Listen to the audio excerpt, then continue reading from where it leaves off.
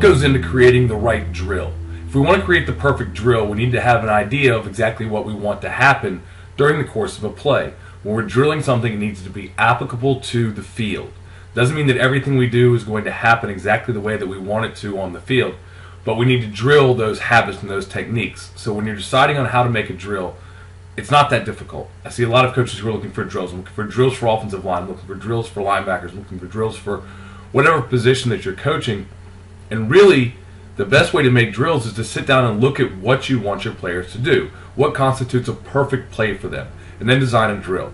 Let's say that we could be looking at our punt team here. Okay, this is our punt team, a spread punt formation. Take a guy who's on our front line.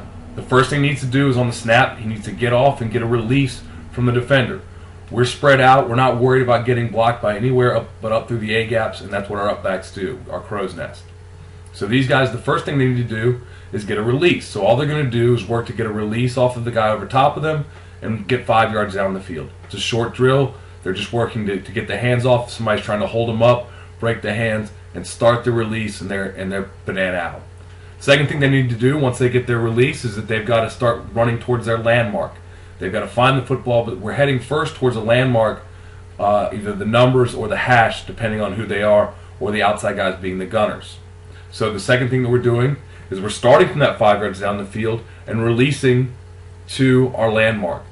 And then the third thing we'll need to do is track the ball and find the punt returner. So we want to be able to find the punt returner. We want to be able to hear the call by the punter, right, left, middle, short, whatever the case may be, and start adjusting to that.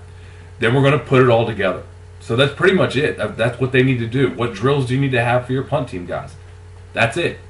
Now, you may have some other things they need to do. If you want to protect, you want to come into a tight formation to protect for the punt, you need to work some things where they're blocking from that position. You need to work some drills where they're maybe stepping inside to block and protect and forcing the rush to come from the outside, if that's something you're going to be doing.